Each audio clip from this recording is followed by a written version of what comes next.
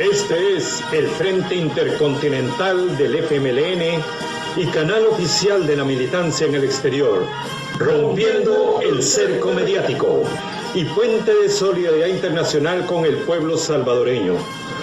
Enviamos un fraternal saludo a toda la militancia del FMLN en el exterior, así como al interior de nuestro querido país, a todos los colectivos del Frente Intercontinental del FMLN en El Salvador, Canadá, los Estados Unidos, Europa y Australia.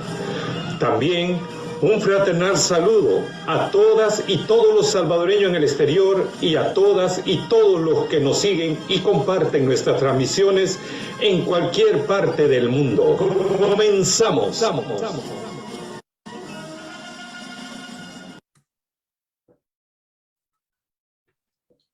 Muy bienvenidas y bienvenidos a este nuevo programa de Hablando con la Militancia del Frente Intercontinental del FMLN, canal oficial de la militancia en el exterior.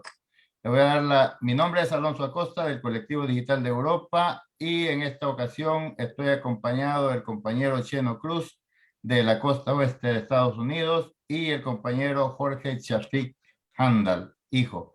Le voy a dar la palabra al compañero Cheno Cruz para que se introduzca y introduzca el conversatorio. Bienvenido, Cheno. Gracias, Alonso. Muy amable. Buenas tardes, buenos días, buenas noches, dependiendo de dónde se encuentren. Agradeciéndole al camarada Alonso por estarnos apoyando en este momento, ya que el camarada Jorge Castillo está de vacaciones. Qué bonito, que los disfrute donde esté y que nos ve. Sí, este día nos toca a nosotros como colectivo Zona Oeste del Frente Intercontinental del FMLN dirigirnos a toda la militancia, en hablando con la militancia, valga la redundancia. Tenemos a Jorge. Jorge, un saludo para la militancia, nuestros afiliados y simpatizantes. Bueno, en primer lugar, un saludo para ustedes dos, para Alonso, serían buenas tardes, me imagino, por el cambio de horario, y para ti, buenos días. Y por supuesto, para todos los demás, buenos días, buenas tardes, como estén según su horario, saludarlos a todos, y aquí estamos a la disposición para intercambiar sobre todo los temas de la militancia, o sea, de partido, y los temas de la nacionales e internacionales. Y mira, yo quisiera aprovechar, disculpa que me alargue un poco, Cheno, pero yo quisiera aprovechar el momento para expresar mi solidaridad con la compañera Cristina Kirchner, quien fuera objeto de un ataque que, aunque ahorita lo quieran desprestigiar, quieran incluso suponer que fue un autoatentado, que no es así, es la expresión de la ultraderecha y la derecha en general, que se opone a las transformaciones de las sociedades y que no duda en ocupar todos aquellos recursos de los que pueda echar mano para tratar de parar las transformaciones y los cursos de la revolución cuando son revoluciones verdaderas. Fíjate que ese atentado lo que nos puede decir, igual que otros que han hecho, es que esa revolución, a pesar de sus problemas, es verdadera. Si no, no atentaran contra ellos. Si no, buscarían agarrarse de la mano. Pero cuando las cosas son verdaderas, son esos los medios que ocupan para intentar pararlos. No les basta el lawfare, creo que le llaman en inglés, sino que van incluso a atentados personales para que, según ellos, muerta la persona, muertas las ideas. Y como dijo Fidel, las personas podemos desaparecer, las ideas son imperecederas y son ejemplo. Sí, aberrante ese acto criminal de la ultraderecha.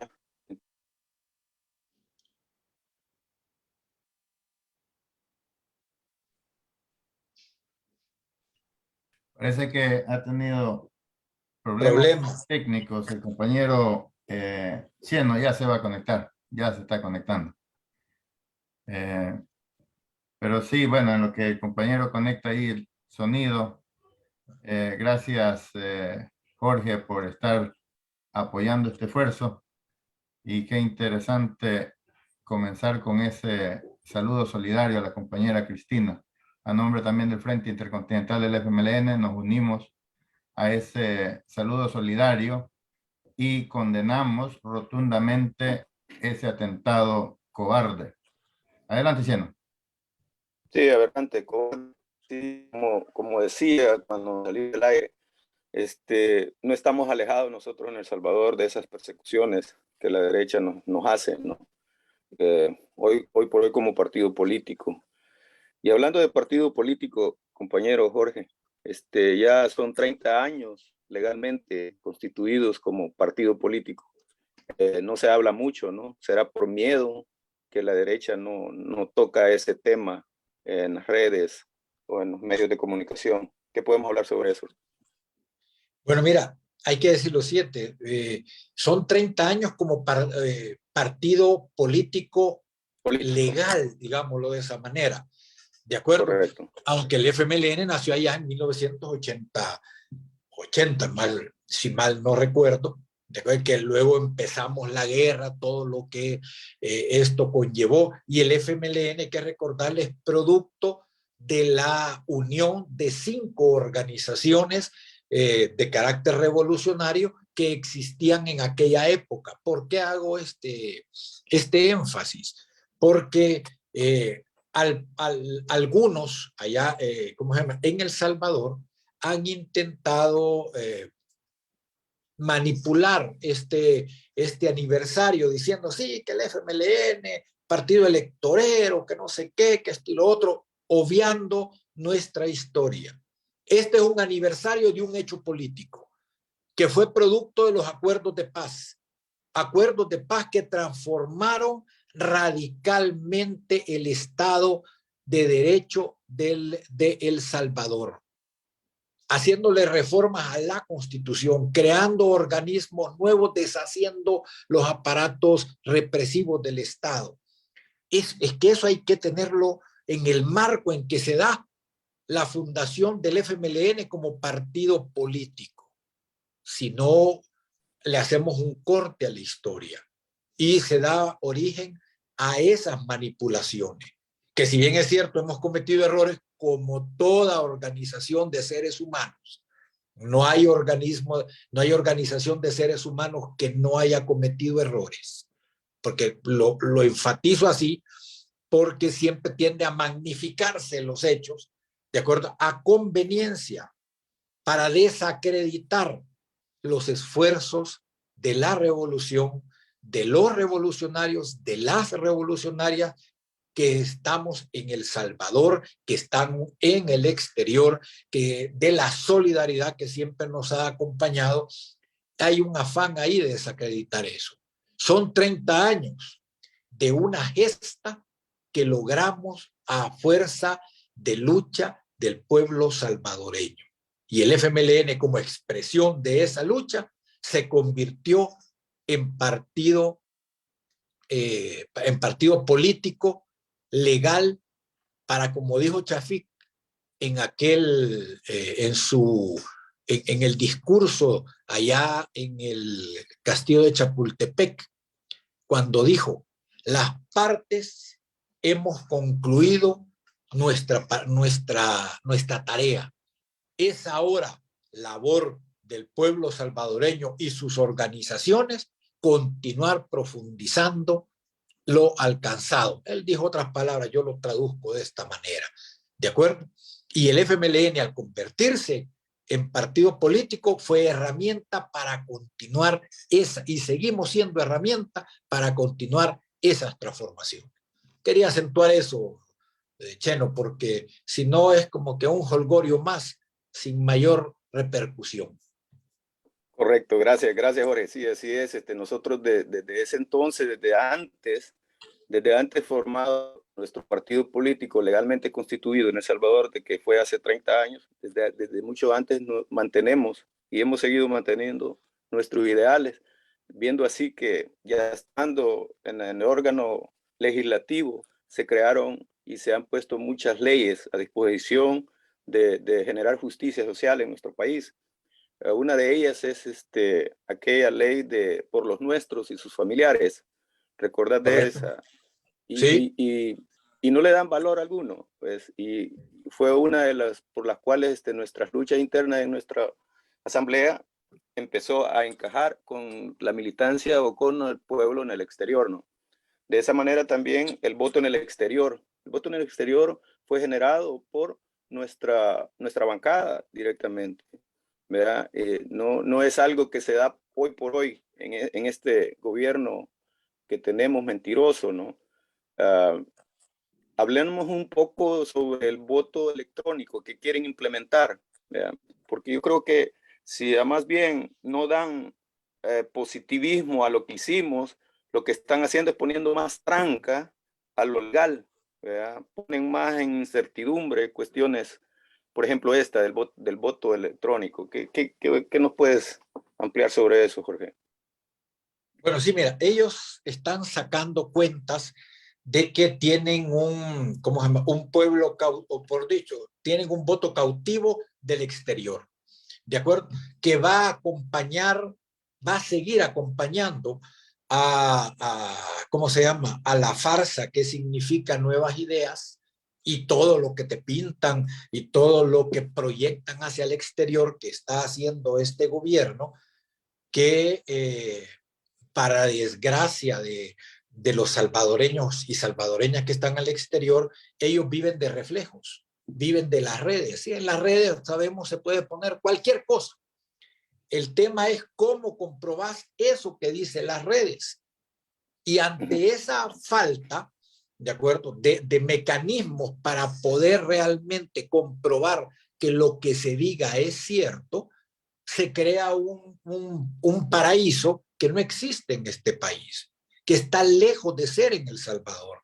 Entonces, se están queriendo aprovechar de esa imagen para seguir engatusando gente y que voten por ellos mediante un mecanismo que es fácilmente pervertible. El mecanismo que estaba, porque fíjate que hoy se encuentran trabados, ya el peso de las evidencias se los han ido comiendo, ¿de acuerdo? Incluso hay gente que les empieza a decir, miren, ya no tienen tiempo para eso. Por más que lo quieran meter como lo quieran meter, a menos que quieran hacer de esas encuestas que uno puede programar en redes sociales y poder votar hasta 30,000 veces, así como hicieron con 2,000 veces con un DUI que recibió $300. ¿Se acuerdan de eso, verdad? Igual pueden hacer hoy con esas encuestas, pueden votar hasta 2,000 veces. A menos que ustedes quieran hacer eso, les dice. Pero si lo quieren hacer medianamente decente, ¿para qué?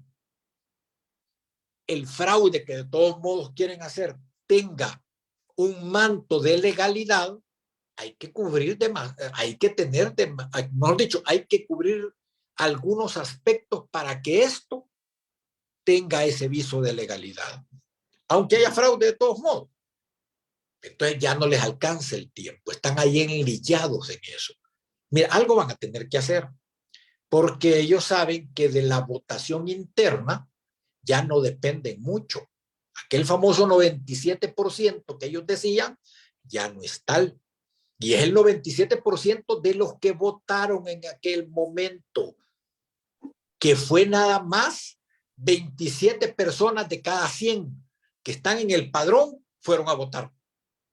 Y de esas 27 personas que votaron, digamos, 20 votaron por ellos, 7 no votaron por ellos. Ya poniéndole números, quitando aquello del porcentaje y todo, que a veces a uno lo jode en la cabeza, pongamos números reales, 20 votaron por ellos, 7 no. Y de esos 7, algunos anularon, tampoco votaron por otros partidos. Bah, pongámoslo así, ¿de acuerdo? Pero ellos saben que esos 20 que entonces votaron por ellos ya no son tales. Puede que sean 15, puede que solo sean 10. Y eso para la imagen que ellos quieren proyectar no les sale bien. Entonces quieren irse al voto electrónico, no para darle un derecho al voto a las y los ciudadanos salvadoreños que están en el exterior. No. Esa es la farsa. Lo que quieren es un mecanismo para hacer fraude, para decir de los tantos millones de salvadoreños que están en el exterior, el 90% de ellos votó a favor nuestro. Claro, las manipulaciones se pueden hacer, pero no van a ser reales. Y ese es el lío que tienen ahorita. Y yo lo que invito a todas y todos los salvadoreños, sobre todo nuestra militancia, porque estamos hablando de la militancia, que hagamos la lucha para fortalecer la conciencia, vuelvo a redundar en esto, de lucha social de las y los salvadoreños, no importa dónde estén. Que es difícil, que es cuesta arriba, que estamos en otras, sí, en iguales condiciones estábamos en la clandestinidad. Yo me recuerdo bien, allá en aquellos años, le decían a uno, es que lo que pasa es que ustedes son, cuando nos trataban bien, ustedes son buenos soñadores. Y dijimos nosotros, sí, es un sueño, pero lo vamos a alcanzar. Y lo alcanzamos. Y transformamos El Salvador en aquellas condiciones. Todavía no se ha llegado ahorita en El Salvador a aquellas condiciones, se va a llegar. Pero lo hicimos. Si lo pudimos hacer en aquellas condiciones, que no teníamos redes sociales, que no teníamos ningún periódico a favor nuestro, más que lo que lográbamos publicar de forma clandestina y de mano en mano, que no teníamos radios a nuestro favor, que no teníamos este medio tan bueno hoy, incluso para hablar con nuestra militancia que se encontraba exiliada en algunos países, sino que era por medio de teléfono o papelito, y eso tardaba meses. Lo logramos. ¿Cómo es que hoy, con una serie de métodos de comunicación como estos, que son segundos de comunicación e interacción, no vamos a poder hacer esa lucha? Yo invito a nuestra militancia a que hagamos de lado nuestras diferencias secundarias y que nos enfoquemos en enfrentar a nuestro enemigo principal de esta etapa, de este momento, que no deja de ser un enemigo que representa a una clase oligárquica poderosa en El Salvador, en alianza con grandes centros de poder económico del imperio. No nos olvidemos de esas cosas. Perdón que me largue, Cheno, pero es que vos no me haces No, mate. está bien, Jorge, está bien, perfecto, está buenísimo. Oíme, hablando ya que mencionaste lo económico, pues la derecha, la oligarquía, como le queramos llamar, que son lo mismo, están generando un sistema de fraude, ¿verdad? Técnico, se están tecnificando. Por eso nosotros también como militantes debemos de generar la creatividad, ¿no? El Frente Intercontinental del FMLN, que somos la ventana oficial de la militancia en el exterior, rompiendo el cerco mediático. Ahí, nosotros estamos ahorita, en este momento, rompiendo el cerco mediático. Esa es la idea principal, ¿verdad? De nosotros, romper ese cerco mediático que nos tiene en El Salvador y en el mundo, el imperio, el capitalismo, la oligarquía y los buqueres, ¿no? Ahí, volviendo a lo económico, en El Salvador se están dando situaciones muy agravantes en la economía familiar. Como tú lo dices, la mayoría de ese tanto por ciento que supuestamente votó por Bukele, que unos cuantos porcentajes son resentidos partidarios, que eran de nuestro partido y X partidos. Pero ya se están dando cuenta que cometieron un error. Pero ese error está costando mucho. Hablando sobre esa economía familiar que nuestro pueblo está sufriendo por las malas decisiones de un voto, de dar un voto a alguien que era por gusto. Bueno, mira, Villalona, César Villalona hace poco sacó un listado de los principales indicadores de desarrollo económico de la familia, no del país, sino de la familia. Ese dato yo lo estaba buscando en mi otro teléfono a ver si lo tenía como para citarlo así textualmente, pero no lo tengo en este que estoy hablando. Entonces, pero la virtud de esa publicación es que no te habla del país, sino que te habla de la familia. ¿De acuerdo? Y dice, por ejemplo, algunos rangos. Dice, ha aumentado el rango de las familias que ha tenido que reducir los productos que compra de la canasta básica. En otras palabras, ha aumentado el número de familias que limitan su compra de alimentos, que estaba antes habla ahí por el 34%, más o menos, si no, como estoy tratando de acordarme bien, ¿verdad? Más o menos en el 34%, ha subido al 47% en ese rango de las familias que hoy limitan su compra de alimentos. Todavía tienen para comprar, pero ya no compran lo mismo. 2, las familias que ya no tienen acceso a la compra, digamos así, más o menos normal de comida, los que ya no pueden comprar la comida que compraban antes, que ni siquiera pueden decir voy a comprar allí en la tienda tal cosa. O sea, la familia que han caído en lo que se llama pobreza extrema ha aumentado al menos 10 puntos. O sea, significa que si habían, voy a ponerlo en números, si habían, ponerle en una comunidad tal, habían 34 familias que estaban en pobreza extrema, que vivían de lo que podían, hoy son 44 familias de ese mismo colectivo que ya no pueden comprar alimentos y andan en la rebusca, como decimos en buen salvadoreño, a lo que caiga, ¿de acuerdo? Ya no se acuestan el día pensando ¿y qué voy a hacer para mañana o qué necesito comprar para mañana para darle de comer a mis hijos? Sino que se acuestan pensando ¿y qué voy a hacer mañana? ¿Qué me invento mañana para tratar de conseguir comida? Ese número ha aumentado. Y así empieza él a desglosar otra serie de indicadores, el acceso al trabajo, el valor del salario. Mira, pone como 20 puntos. Qué bueno buscarlo. No sé si ustedes lo han tenido, esa publicación, porque esa publicación es la que es la que la gente siente en carne propia. La economía en El Salvador está al garete, o sea, está sin rumbo. Mucha expresión de eso es la falta de programas de este gobierno. No publicitan ningún programa de desarrollo económico. Hemos creado, vamos a crear tantos fuentes de trabajo unidos a tal proyecto. No hay nada. Lo que el matón sindical, que ahora es ministro de trabajo, lo que sale enarbolando él ahí como gran logro, envié 100 gentes más a trabajar a Canadá. Envié tantos a trabajar de forma legal por un tiempo provisional a Estados Unidos. ¡Qué bonito! Ahora nos tenemos que felicitar porque exportamos mano de obra local a otros países en vez de desarrollar tu país.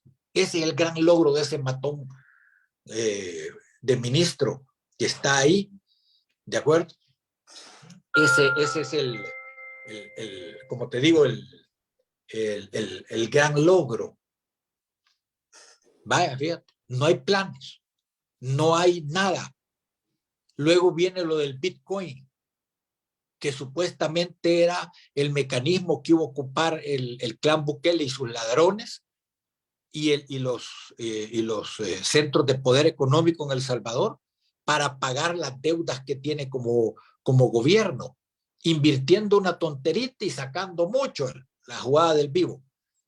¿Y en dónde están? Han perdido más de $38,000 por cada Bitcoin que tienen. A cómo lo compraron y a cómo está hoy. ¿Quién paga esa pérdida? La paga Bukele, que la tienen en su celular.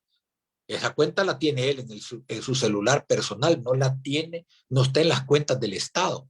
¿La va a pagar Bukele? No, si ese dinero es el que sacaron del Ministerio de Hacienda, esos millones. ¿Cuántos millones se han perdido? Y están jugando así como el que va a un casino, que pierde, pierde y pierde. No, pero en una jugadita que venga, me repongo y salgo millonario. Si sacaron ahí hace poco una jugadita, un pronóstico, digamos, diciendo, bueno, ya topó el Bitcoin, ahora va a empezar a rebotar y va a empezar a subir.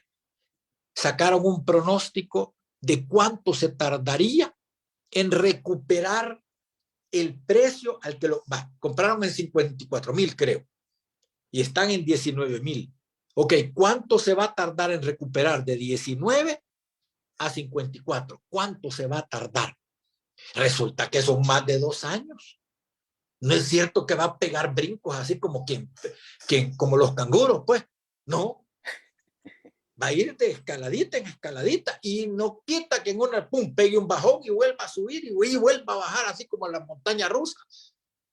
La esperanza que tienen es que en cada bajoncito no llegue hasta abajo, sino que vuelva a subir otro poquito. 2 años más o menos para recuperar. Y mientras tanto, ¿qué pasa con este país? ¿Qué pasa con El Salvador? ¿Qué pasa con la familia que ha ido cayendo en pobreza y que su expectativa es que va a seguir cayendo? ¿Qué pasa con todos ellos? No hay plan, no hay desarrollo económico, hay feria. Están cumpliendo aquella frase de un César romano que dijo: al pueblo hay que darle pan y circo. Aquí no le dan pan, le dan más circo que pan. Ahí está en la rueda. Si tiene hambre, vaya a subirse a la rueda. Pida prestado y vaya a subirse a la rueda. Que se le olvide que tiene ese problema. ¿De acuerdo? Que la Chicago y el trencito le sirva para eso. Y espérenos que en algún momento vamos a salir. Y mientras tanto, el día a día, ¿qué pasa con eso?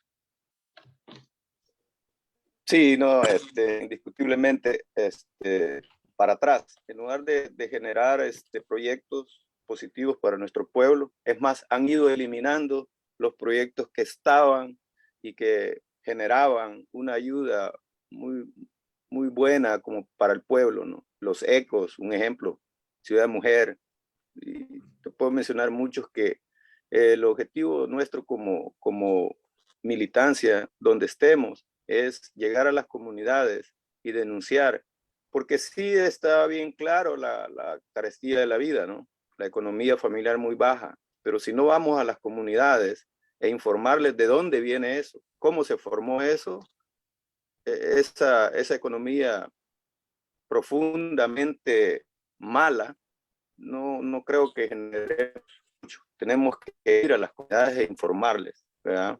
Cada comité de base tiene que organizarse en ese objetivo, ¿no?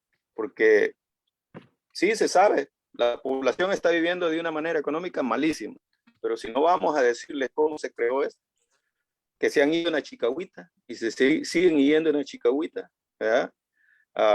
Estamos amolados, pues es nuestro trabajo y lo estamos ejerciendo desde este espacio y desde nuestros comités de base también.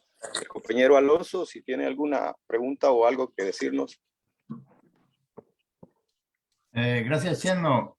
No, muy interesante lo que Jorge ha estado hablando de la problemática económica que está viviendo el país. Y Jorge, yo he escuchado muchas veces a la gente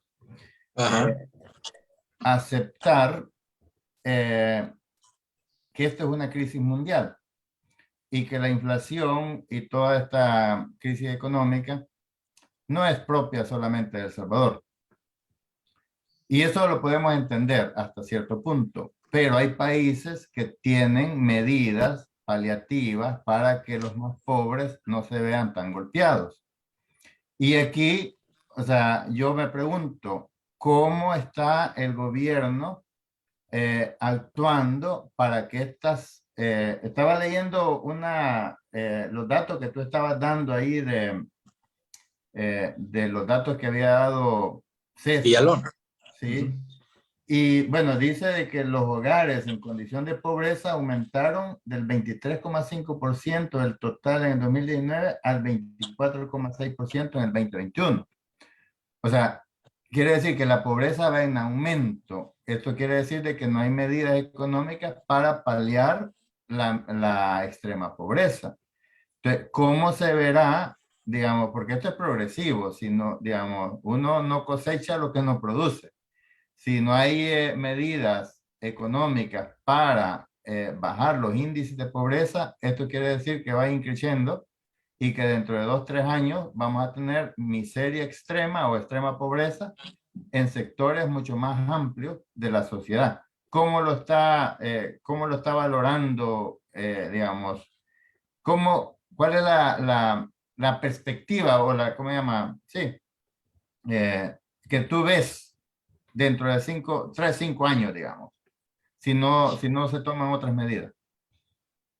Ay, mira, yo te voy a decir algo, eso es un plazo muy largo, 3, 5 años, porque la crisis, si bien es cierto, la crisis mundial nos afecta, la crisis local se duplica o se triplica frente a la falta de planes o medidas para paliar el impacto de lo que está sufriendo a nivel mundial, sobre todo por la política errática que aplicaron con Rusia, que está afectando a aquellos que le pusieron ¿cómo se llama?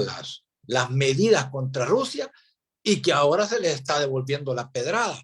Y al devolvérsele a ellos la pedrada, también nos viene a nosotros, porque muchas de las relaciones comerciales que tenemos son con esos que están siendo golpeados. Y si ellos están siendo golpeados, a nosotros, ¿qué nos va a pasar? Porque Estados Unidos también va a salir golpeado en esas medidas. ¿Qué nos va a pasar a nosotros que no tenemos ni siquiera moneda nacional propia, sino que dependemos de moneda ajena? El Tesoro estadounidense acaba de dar, como ellos mismos definen, un carpetazo a las expectativas del desarrollo económico en Estados Unidos al subirle los puntos de interés a las deudas. Acaba de hacerlo. Y en un análisis que salió es que todo el mundo esperaba otra acción y ellos mismos lo dicen, aunque nos cueste un poco, tenemos que hacerlo. Si ellos lo definen como un golpe fuerte a su economía en el momento en que Estados Unidos tiene un alza históricamente,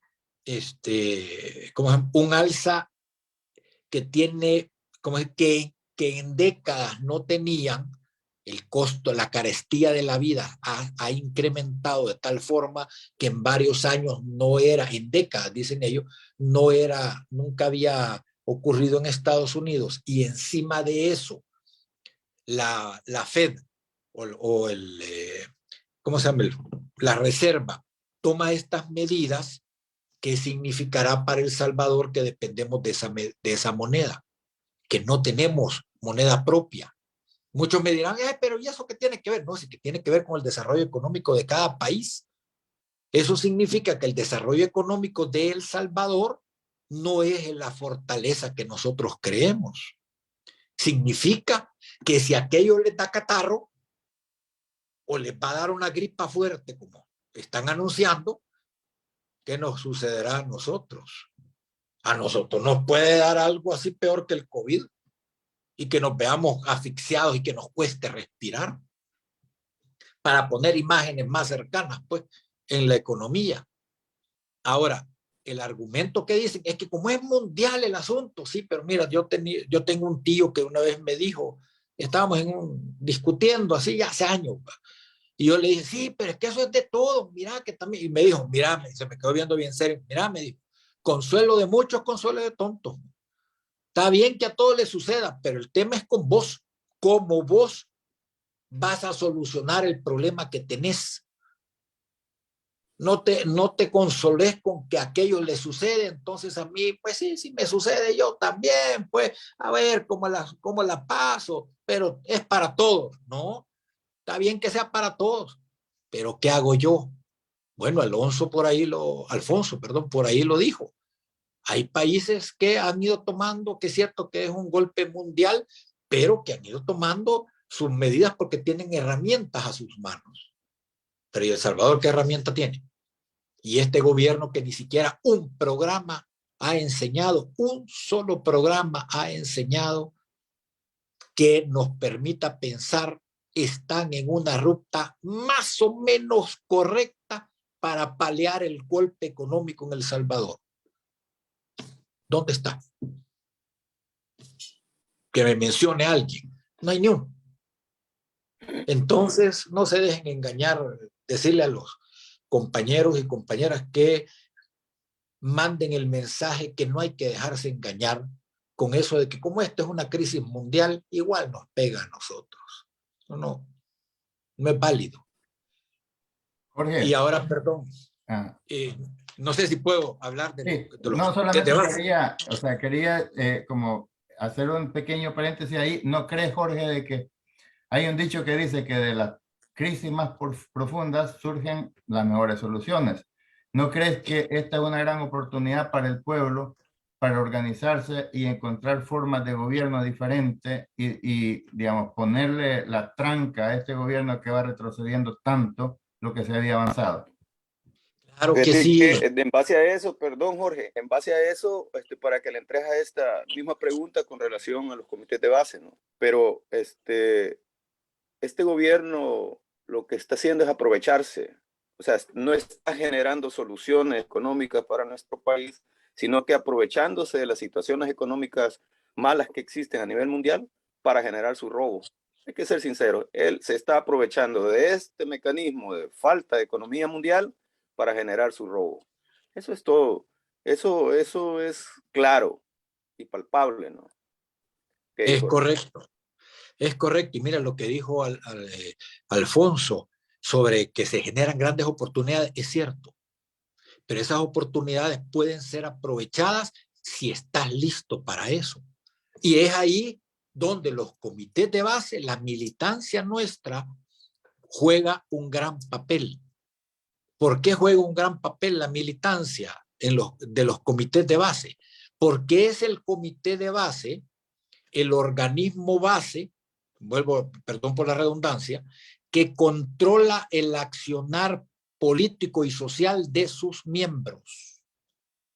El comité de base, los miembros del comité de base deben manejar al dedillo la situación económica del país y donde estén para influir con un discurso real y concreto, no solo con eslogan, no solo con consignas, sino con un análisis que le llegue a la gente, como decía Chafik, no con grandes números que son reales, sí, sino con cosas como lo que hizo Villalona, a lo que le llega a la familia, que es el bolsillo, su principal sentimiento y su principal centro de sensibilidad es el bolsillo. Saber llevarle el mensaje de lo que está ocurriendo para su bolsillo que replique en su familia. ¿De acuerdo? Y es el comité de base en donde se hace esa planificación del accionar de sus miembros.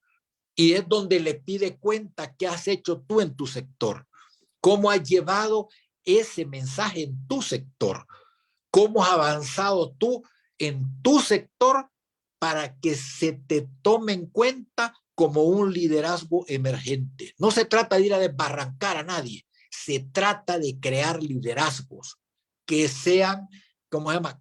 Que la gente los vea como un centro de referencia para comunicación, ¿de acuerdo? Y para acción.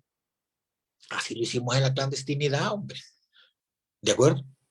Las células para uno, comité revolucionarios para otro, la forma en que tuviéramos todo de denominar, era el control que se ejercía sobre su militancia y en donde cada uno de nosotros, semana a semana, íbamos a dar informe del cumplimiento de nuestras tareas.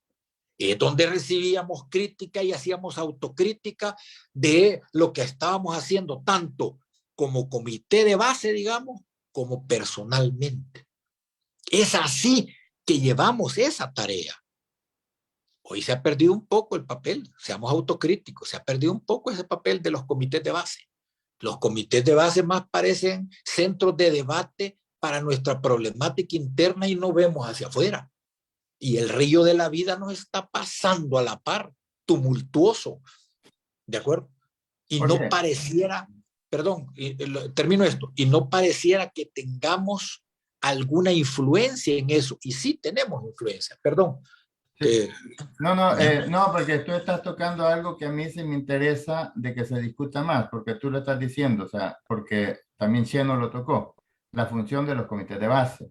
O sea, esa es justamente la función del comité de base, es pasar de la lucha reivindicativa a la lucha política, que se entienda el porqué de las cosas, el por qué hay que organizarse y por qué hay que construir. Porque yo entiendo, digamos, porque yo siento de que a veces nosotros caemos en una lógica muy de exigencia a los gobiernos y no nos damos cuenta que los gobiernos de derecha no tienen el mínimo interés de resolverle los problemas a la sociedad, sino que están ahí para garantizar que el poder político y económico esté en manos de los capitalistas. Entonces, ahora, si fueran nuestros gobiernos, por supuesto que a nuestros gobiernos hay que exigirles de que hagan una gestión popular, por así decirlo, apegado a las necesidades de la gente, con los recursos que tienen, buscarle solución a los problemas.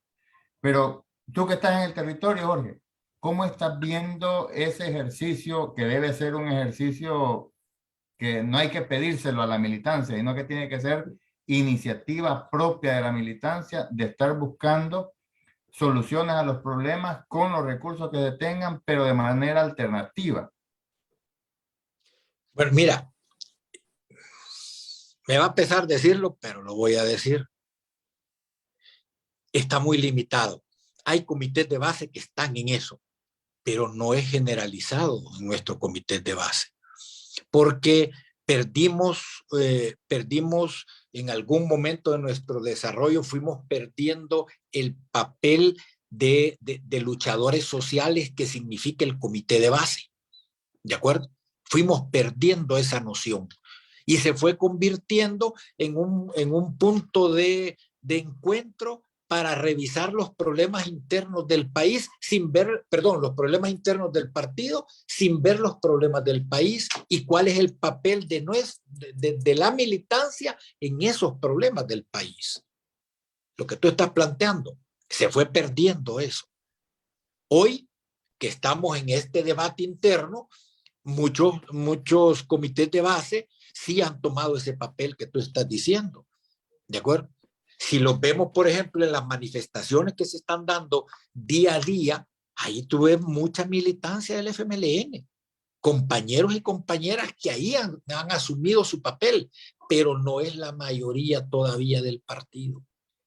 Ojo, no es la mayoría del partido, porque esa militancia que ahí está, yo he podido ¿cómo se llama? Más de una vez he podido comprobar que son dirigidos por su comité de base. Y eso es magnífico. Es que ese es el papel del comité de base. ¿De acuerdo? Analizar su entorno, tal como tú has dicho, cuál es, y trazarse planes en base de acción, en base a lo que los documentos y la línea del partido fluye. ¿De acuerdo? ¿Cómo hacemos que esa línea de partido se vuelva vida en la sociedad? Ese es el papel del comité de base. Y se está haciendo, no mayoritariamente, pero va avanzando eso. Parte es el tema de lo que nos sucedió. ¿De acuerdo? Pareciera que en algún momento perdimos eso de que no siempre se gana. Unas se ganan y otras no. Pareciera ser que dijimos, sí es cierto, unas se ganan y otras se pierden, pero las que se pierden son chiquitas, son sin mayor problema. No, podemos ganar y perder. Si fuimos en la guerra, algunas batallas las ganamos, otras no las ganamos. Es más, regresamos cargando heridos y muertos. Pero la moral siempre la tuvimos en alto. Y al día siguiente de esa batalla ya estábamos pensando cómo íbamos a continuar la guerra, cómo fueron nuestros errores para que nos ganaran, para generarnos la derrota. ¿En qué nos equivocamos? ¿Cómo corregimos y cómo seguimos adelante? Siempre mantuvimos esa visión. Y eso es lo que en este momento los comités de base deben hacer. No centrarse solo en los errores, sino ¿y en qué hacemos pues para continuar? ¿Cómo lo hacemos? ¿Y cuál es el papel fundamental del comité de base como colectivo?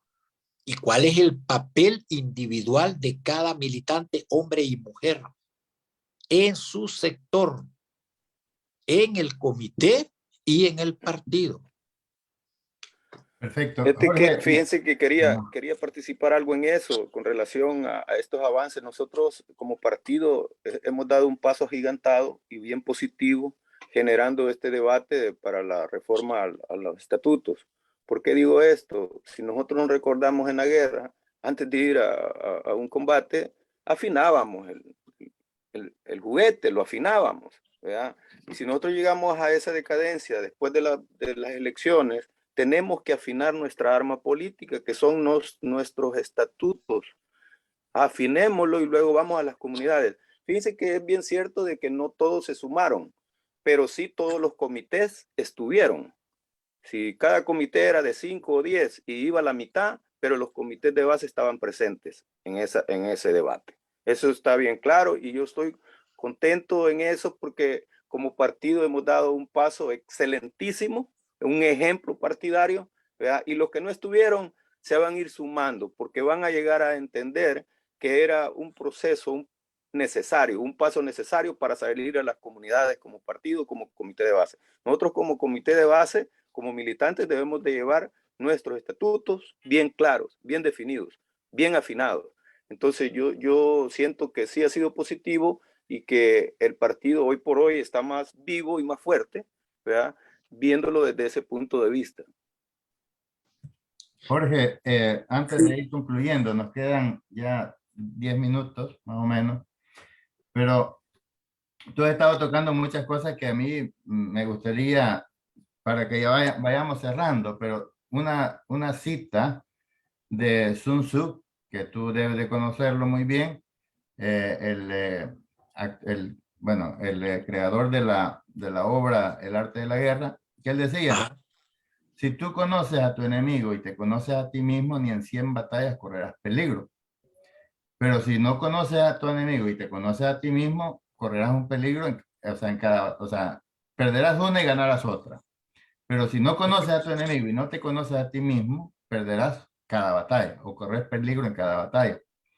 Lo digo porque yo estoy viendo con optimismo que el FMLN ahora ha comenzado como una especie de despertar y a fomentar la formación política, que es la base que nos sostiene y que nos da las ideas para construir lo que queremos construir. No se trata de aglutinar a todo aquel que se siente de izquierda y que quiere estar acá, sino que se trata de que si queremos estar acá, debemos de entender por qué estamos acá, qué es la misión que tenemos como militantes y qué es lo que debemos de hacer.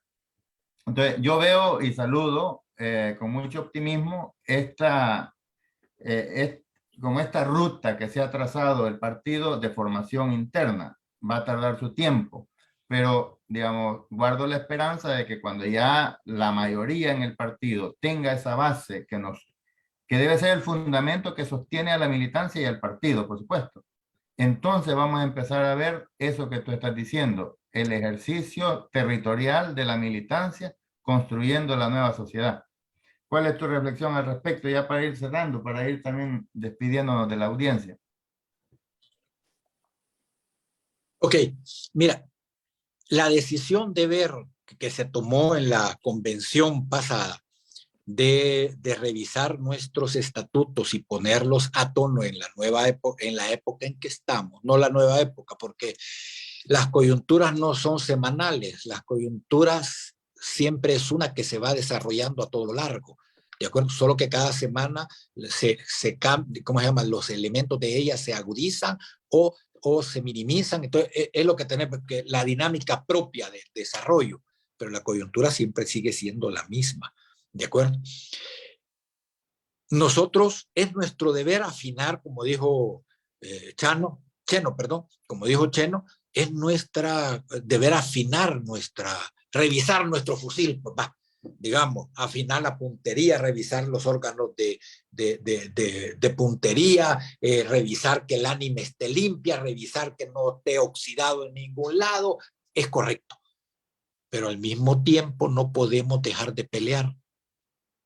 ¿De acuerdo? Las dos cosas, tenemos que aprender a hacer las dos cosas al mismo tiempo. Afinar nuestra arma para fortalecernos más es lo correcto. En eso no hay ningún error en estarlo haciendo. El problema es cómo llevamos las dos cosas al mismo tiempo. ¿A qué le damos? Si le damos más prioridad a solo estar en la lucha social sin meternos al debate de afinar nuestra arma, nos volvemos tarilleros. ¿De acuerdo? Pero, y si por el contrario nos volvemos solo a estar debatiendo el problema interno y no vemos el caudal de la vida que nos está pasando a un lado, nos vamos a quedar atrás. Y tal como dice Cheno, no se trata de que todo mundo entre al FMLN y que todos los que son izquierda aquí los queremos. No, no, no. Esta es una gran oportunidad. Quiero citar tu palabra, Alfonso, perdón. Lo que tú dijiste. Jorge. Alonso, perdón. Sí, es que tengo un amigo que se llama Alfonso, entonces ahí me confundo. Yo digo, al rato Bueno, pero a mí me llaman también así, no te preocupes. Vale. Esta es una gran oportunidad para saber quiénes somos los militantes verdaderos y quiénes llegaron por oportunidad. O quienes llegaron convencidos de nuestro proyecto, pero no fortalecidos en nuestra ideología. Son dos cosas distintas. ¿De acuerdo? Nos da oportunidad de poder esclarecer todo esto, no para glorificarnos los que seguimos siendo el FMLN pese a cualquier cosa. No se trata de glorificarnos. Se trata de asumir la tarea que tenemos que enfrentar. Y como digo, llevar las dos cosas al mismo tiempo. Ni una más, ni una menos. Las dos cosas. Para poder ser efectivamente la herramienta que el pueblo salvadoreño necesita y para que lo acompañe en su lucha. Lo voy a decir de esa manera. Así conocemos a nuestro enemigo. En los debates aquí que tenemos que hacer es también conocer a nuestro enemigo. Fíjate que nos falta todavía afinar bien la caracterización del enemigo que tenemos enfrente. ¿Por qué me van a decir? Es como, vuelvo a citar la guerra, es como en la guerra, que al inicio de la guerra se decía, bueno, ¿qué tipo de guerra es esta? ¿Es una guerra popular prolongada o es una guerra de liberación inmediata? ¿Qué es? La comandancia se dedicó a debatir sin dejar de conducir y dijo, no, espérense, esto se llama guerra popular revolucionaria. ¿Cuáles son sus características? Esta y esta. ¿Por qué es una guerra popular revolucionaria? Porque enfrentamos un enemigo que tiene esta y estas características. ¿De acuerdo? Ahí conocimos a nuestro enemigo. Ahí aprendimos una regla, que del enemigo hay que estar cerquita, agarrado de su cinturón, para conocerlo bien y golpearlo mejor. ¿Y eso cómo se logra? En la lucha. ¿De acuerdo? En la lucha contra él. Claro de quién es nuestro enemigo de clase. Claro de quién es el enemigo en sí. Claro de que Bukele y su clan es la expresión de una cosa más grande que está bajo de agua. Es como un iceberg. Ellos son la puntita, pero en realidad ellos representan otra cosa mucho más grande. Esa es la caracterización del enemigo que tenemos que tener. Para conocer a nuestro enemigo, conocernos nosotros en el debate interno que tenemos y vencerlos. Esa es la tarea. Excelente, Jorge.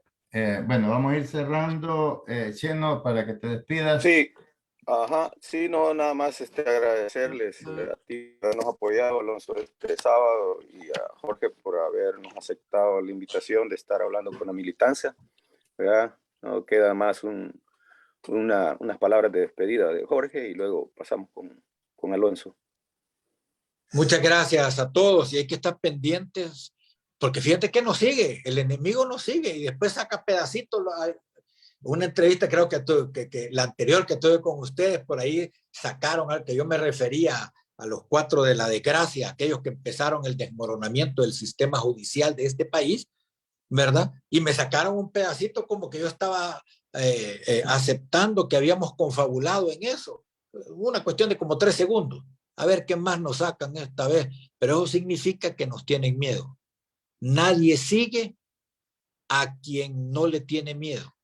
Ahí lo deja, ¿de acuerdo? Si nos siguen y están pendientes de nosotros, es porque nos tienen miedo y sabe quiénes somos el FMLN, de dónde venimos y qué es lo que queremos.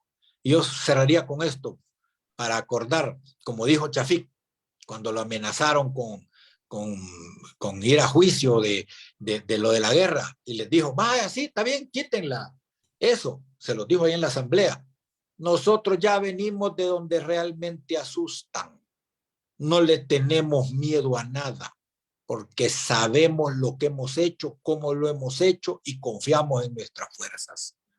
Así que yo les diría eso, compas. La situación no está fácil, está muy conflictiva, pero hay que acordarse de dónde somos, de dónde venimos, en las que hemos estado y vamos a salir adelante. Yo los invito a continuar avanzando y los felicito por esos esfuerzos que se están haciendo de revisar nuestro fusil para ponerlo a punto y seguir en la lucha. Perfecto, gracias Jorge. Sí, todo lo que tú has dicho da para seguirlo discutiendo muchísimo. El tiempo ya nos ha acabado, lamentablemente, pero yo cerraría con esto diciendo de que Mao nos advertía de que entre más nos ataca el enemigo es porque estamos más lejos de ellos. Así es que alegrémonos porque el enemigo nos identifica como su piedra en el zapato, como su enemigo principal a vencer, y nosotros tenemos que tenerlo claro, porque estamos en una lucha de clases que uno de los dos tiene que sucumbir. O sea, yo lo he dicho en otras ocasiones, el capitalismo es el cáncer de los pueblos y si el pueblo quiere salvarse, tiene que depurarse del cáncer. Si no, el capitalismo se lo va a acabar. Jorge, muy agradecido con tu participación. Agradecemos también a los que se conectaron, a los que compartieron, comentaron. No hemos alcanzado a leer los mensajes porque ha sido muy intenso, ha sido muy fructífero. Espero de que puedas revisar los comentarios, Jorge, y les puedas dar respuesta si tienen alguna pregunta. Así que nosotros no nos queda más que despedirnos, agradecerte, Cheno, por también estar ahí siempre firme, dando la batalla comunicacional en pro de nuestra lucha. Agradecemos también a la Solidaridad Internacional que siempre nos apoya, que nos ha estado dando el apoyo desde los inicios. Exhortamos a la militancia en el exterior a unirse a este esfuerzo comunicacional, a toda nuestra audiencia, pedirle que siempre siga las transmisiones. Tenemos transmisiones todos los días ya. Eso es muy bueno. Tenemos diferentes espacios para informar a todos los sectores. Así es que sin más, nos despedimos exigiendo la libertad para las y los presos políticos, exigiendo alto a la persecución política, ratificando la solidaridad con Cristina Fernández de Kirchner, que fue víctima de un atentado terrorista, cobarde de la derecha, que al verse impotente ante el avance de la izquierda, quieren detenerlo con el asesinato. Así que, sin más, agradecemos a todas y todos por su participación, diciendo dictadura nunca más, proletarios de todos los países unidos. ¡Viva el FMLN! ¡Que viva, compañeros! Va.